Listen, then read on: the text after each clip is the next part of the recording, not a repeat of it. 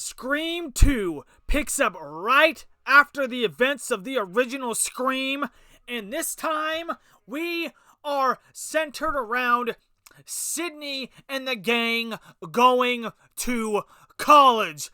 But before we get into that, Scream 2 is also another classic in 2026. You have the iconic movie theater opening kill, which is always good and fun to watch.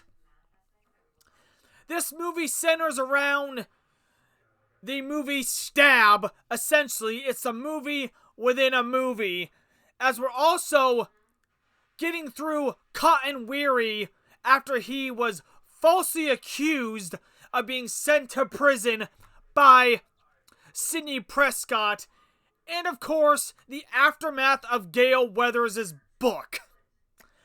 But this movie is bigger, better, more vicious with the kills. Ghostface, this time, wants to up the body count in the most brutalist ways possible, may I dare add. Dewey is severely injured in this sequel.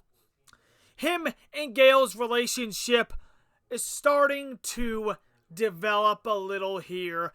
Sydney's all sorts of messed up in the brain because she is suffering from so much trauma that she doesn't want anybody around her, because you know what happens when you're around Sidney Prescott.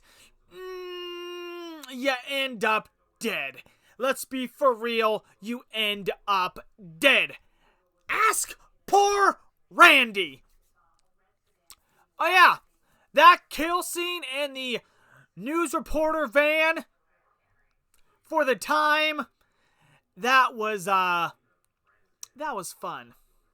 And of course, you have the whole third and final act inside of the auditorium for Sydney's college, where we get introduced to Mickey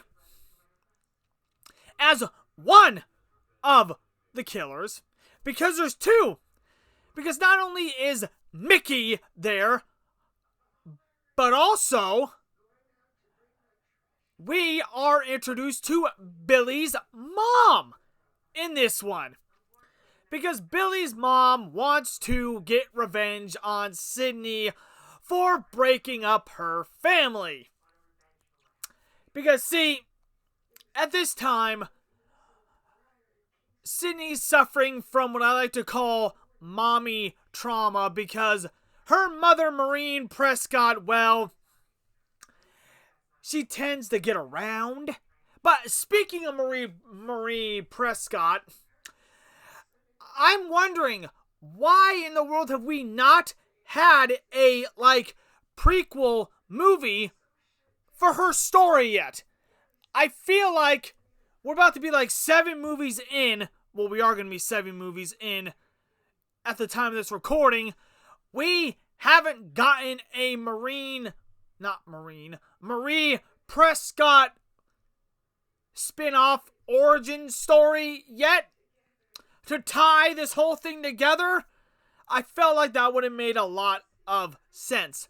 But back to Scream 2.